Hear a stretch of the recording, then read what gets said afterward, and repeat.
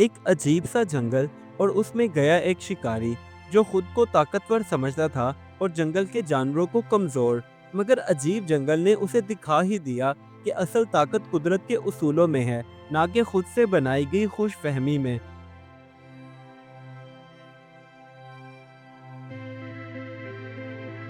गांव के किनारे एक छोटे से कच्चे मकान के बाहर अकबर नामी शिकारी अपने तीरों को साफ कर रहा था।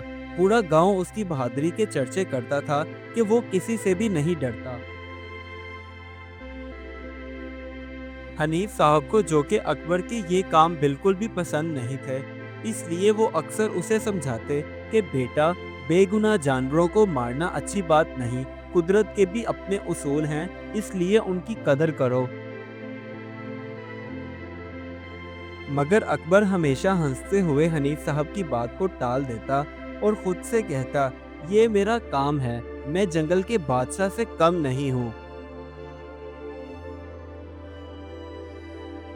एक दिन शाम होने वाली थी और अकबर जानबूझकर जंगल की तरफ निकल पड़ा शिकार करने के लिए।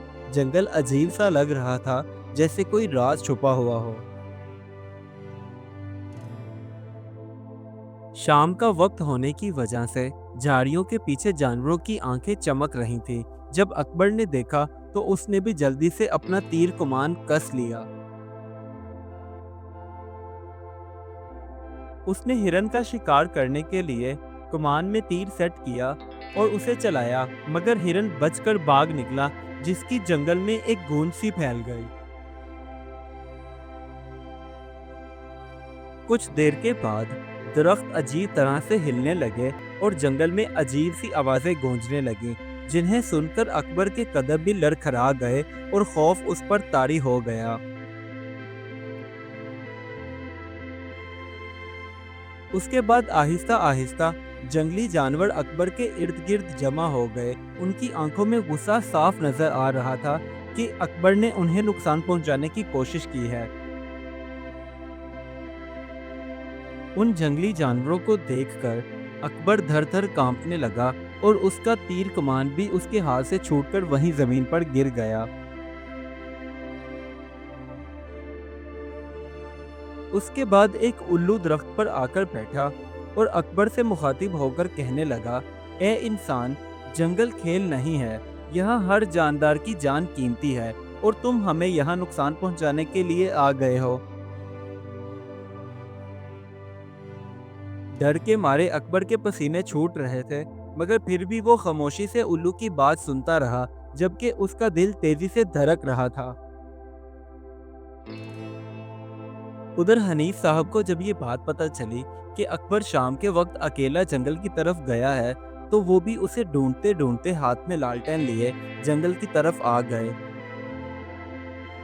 आखिरकार हनीफ साहब उस जगह पहुंच गए जहां अकबर खड़ा था। उसके पास जाकर उन्होंने उसका हाथ पकड़ा और कहने लगे, बेटा, मैंने तुम्हें कई बार समझाया कि जानवर भी अल्लाह की मखलूक हैं, उनका कत्ल गुनाह है। तुम मेरी बात क्यों नहीं समझते? इसके बाद तमाम जंगली जानवर आहिस्ता आहिस्ता वापस चले गए, जैसे उन्हें हनीफ साहब की बात समझ आ गई हो कि अब उन्हें कोई नुकसान नहीं पहुंचाएगा।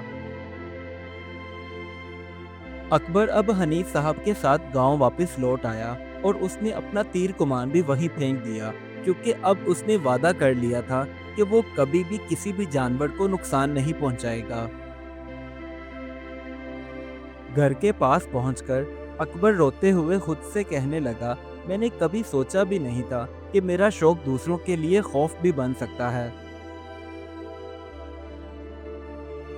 हनीफ साहब ने उसके कंधे पर हाथ रखकर कहा, बेटा, जो तुमने वादा किया है उसे निभाना, क्योंकि असल बहादुरी दूसरों को बचाने में है, ना कि मारने में। उस दिन के बाद अकबर गांव के सभी बच्चों को इकट्ठा करके यही सिखाता कि जंगल और उसमें रहने वाले जानवरों की हिफाजत करो, क्योंकि यही असल इंसानियत है। इस कहानी से हमें ये सबक मिलता है, असल बहादुरी दूसरों की जान बचाने में है, ना कि उन्हें नुकसान पहुंचाने में। Do like my videos and don't forget to subscribe my YouTube channel. Also press the bell icon.